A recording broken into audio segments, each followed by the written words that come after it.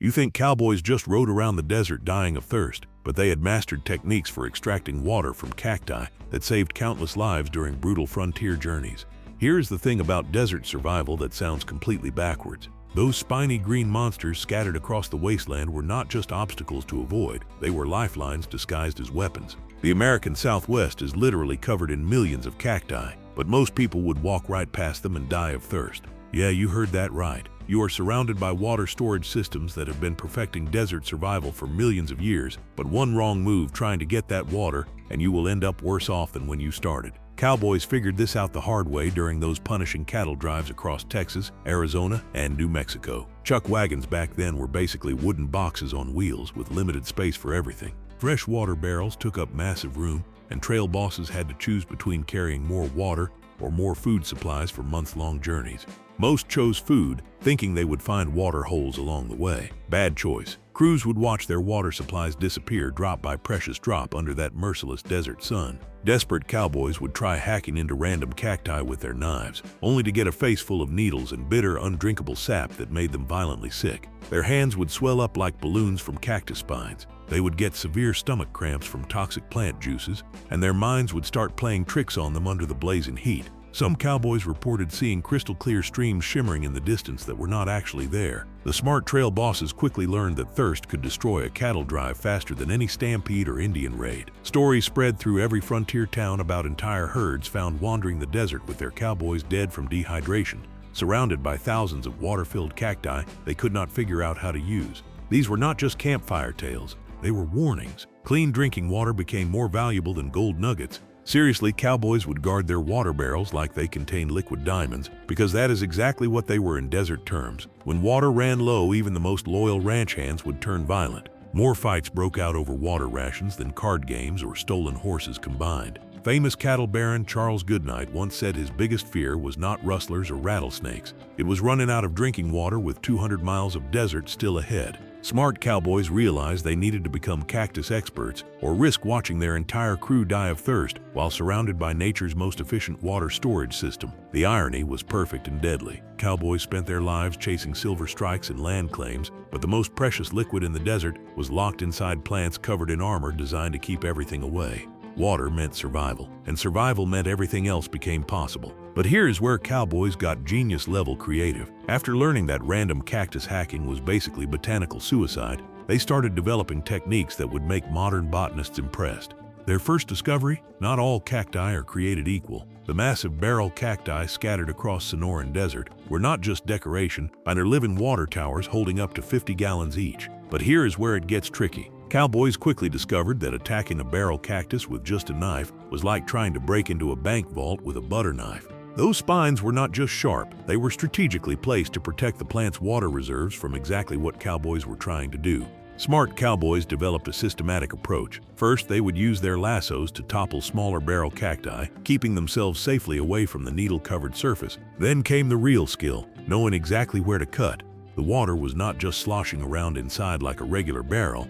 It was stored in specialized tissue that had to be accessed correctly. Cowboys learned to slice off the top of barrel cacti like they were opening enormous spiky coconuts. Inside, they would find not just water, but a spongy, pulpy interior that worked like nature's own filtration system. They could literally squeeze this pulp like a giant wet sponge and watch clean water pour out. But wait, it gets weirder. When barrel cacti were not available, desperate cowboys turned to prickly pear cacti, those flat, paddle-shaped plants that seemed useless at first glance. These were not water storage champions like barrel cacti, but they had a secret weapon. Their pads contained surprisingly drinkable juice. The trick was removing those microscopic spines called glaucids without getting them embedded in your skin.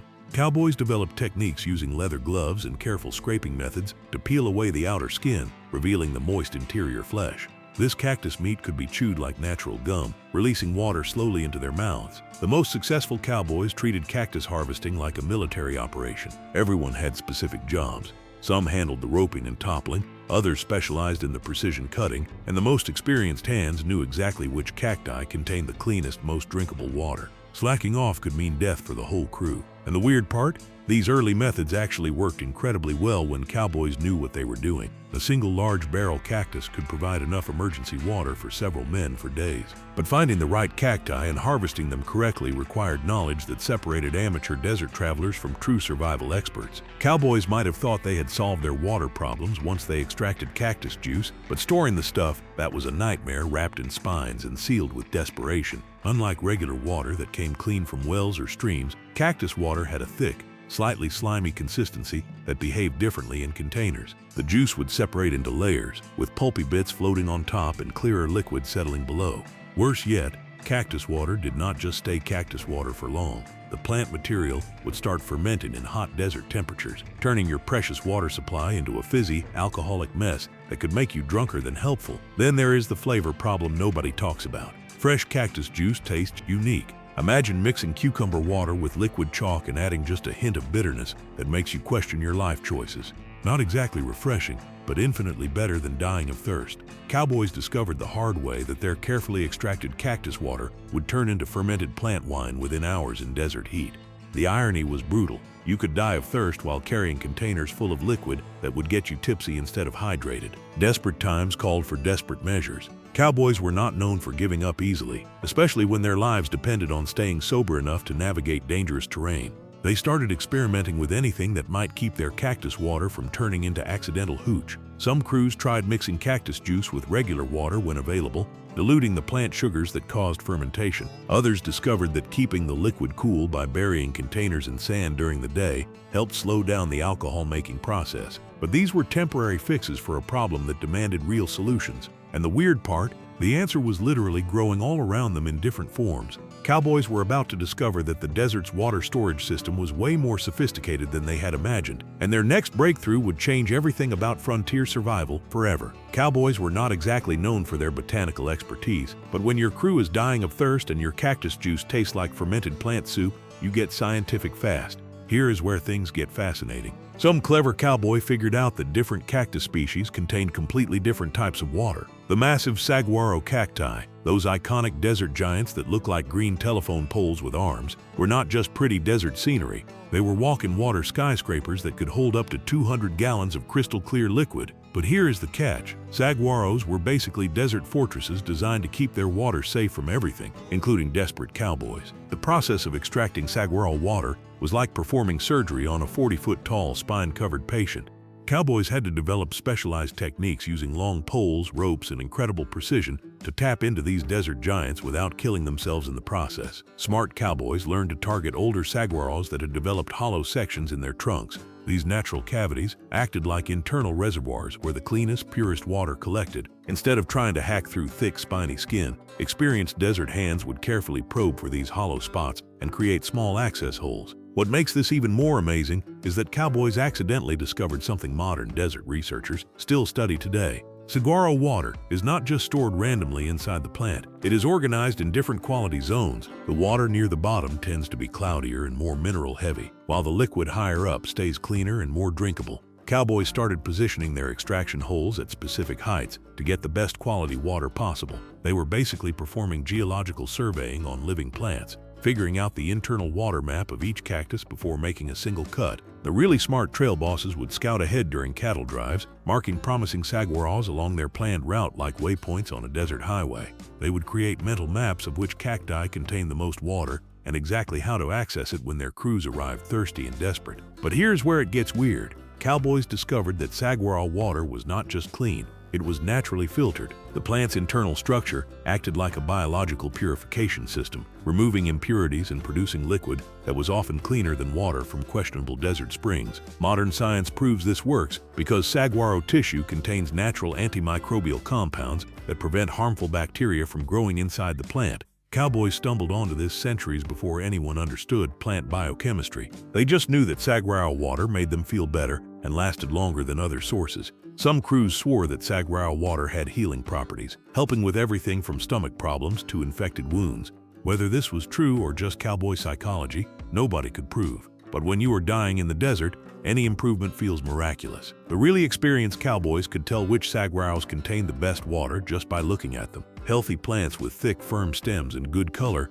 usually meant better internal water quality. Saguaros showing stress or damage might have compromised their internal storage systems. These desert water experts developed an almost supernatural ability to read cactus health like other men read cattle brands. They could spot a water-rich saguaro from hundreds of yards away, saving precious time and energy during emergency situations. Of course, saguaro harvesting was not perfect. These giants grew slowly and could not be used repeatedly without damaging or killing them. Smart cowboys treated them like precious resources, only tapping into saguaros during genuine emergencies when other water sources were not available. But even saguaro water had its limitations when cattle drives stretched across hundreds of miles of desert. That is when cowboys needed something more reliable than hoping to find the right cacti in the right places at the right times. While saguaros provided emergency water, cowboys still needed techniques that would work with the smaller, more common cacti scattered everywhere across the desert landscape.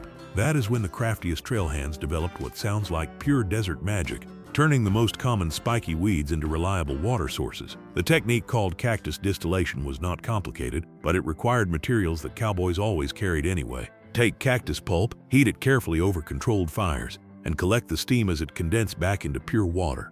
Simple in theory, absolutely brilliant in practice when you are surrounded by thousands of potential water sources. Famous trail boss Oliver Loving actually designed a portable cactus still that could be assembled using standard chuck wagon equipment. His crews thought he was crazy until they realized this contraption could produce clean drinking water from practically any cactus they encountered during long desert crossings. The setup used iron pots heated over carefully managed campfires, with metal pans and cloth positioned to catch every precious drop of condensed steam. Cowboys had to balance keeping flames hot enough to extract water, while not wasting precious firewood or attracting unwanted attention from hostile tribes. But here's where it gets interesting and dangerous. These makeshift stills needed constant supervision, because one careless moment could start a prairie fire that would destroy everything for miles. Cowboys had to master the delicate balance between extracting life-saving water and not accidentally incinerating their entire operation. The fuel problem was significant too. Every piece of dried wood burned for distillation was fuel that could not be used for cooking food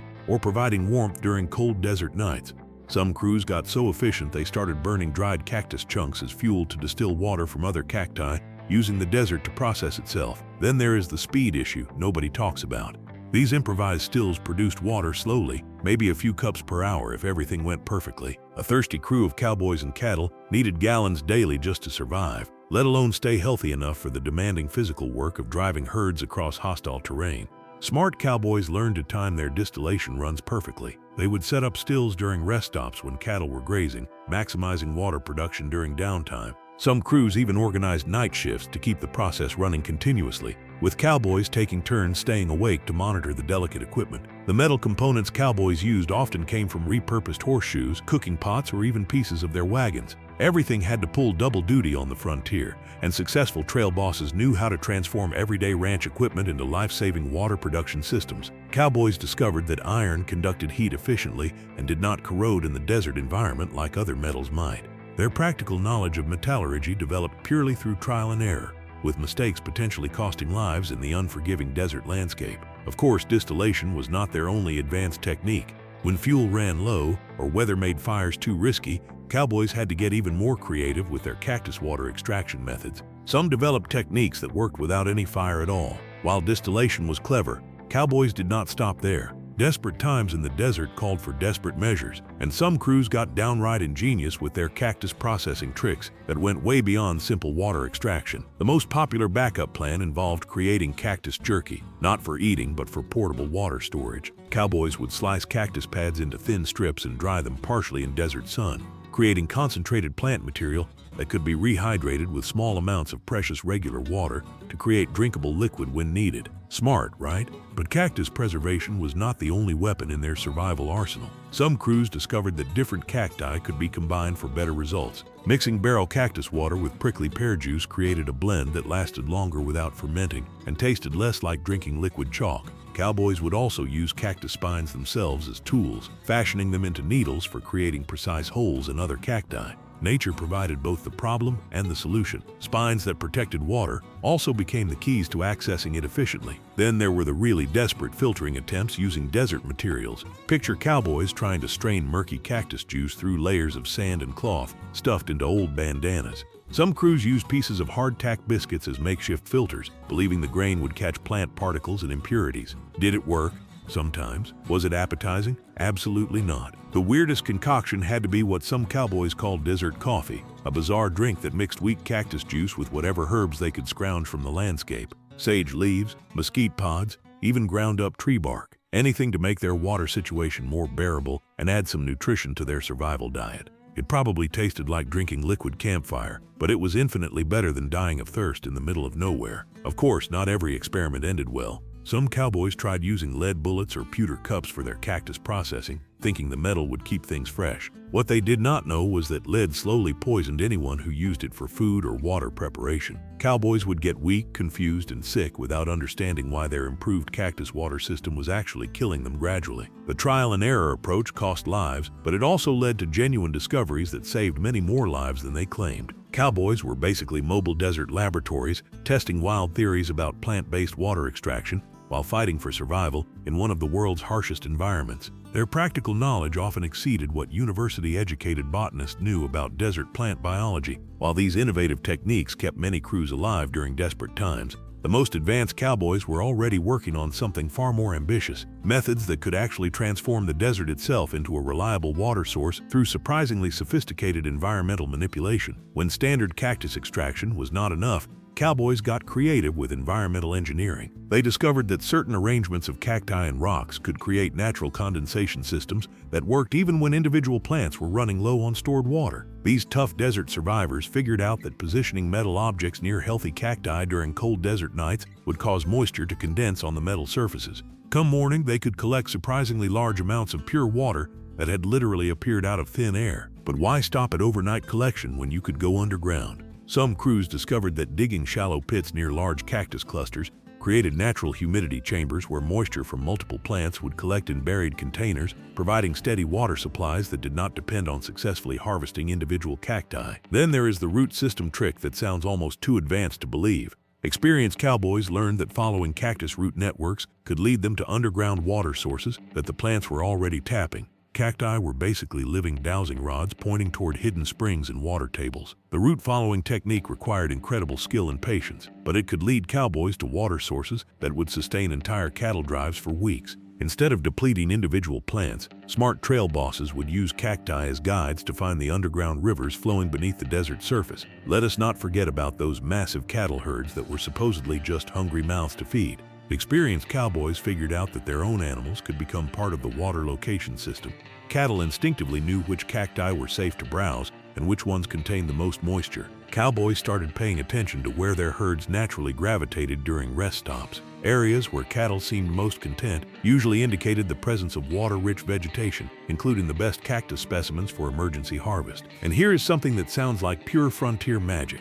What happened when cowboys reached higher elevation desert areas where different cactus species grew? They developed specialized techniques for mountain cacti that were completely different from lowland desert varieties, essentially mastering multiple plant-based water systems. High-altitude cacti like chaulas contained different types of water with varying mineral content that required totally different extraction and processing methods. Cowboys became walking encyclopedias of desert plant biology, knowing exactly how to approach dozens of different species for optimal water extraction. These advanced methods separated the amateur desert travelers from the true survival experts. While city folks worried about finding the nearest saloon, seasoned cowboys were mastering botany, chemistry, and environmental science without even knowing it. They turned the entire desert into their personal water supply system, where every plant, rock formation, and weather pattern became part of a sophisticated survival network. The most successful cattle drives were not just good at moving herds, they were brilliant at reading the desert's hidden water map and extracting life from a landscape that seemed designed to kill everything in it. The techniques these cowboys developed did not just save their own lives, they became the foundation for modern desert survival training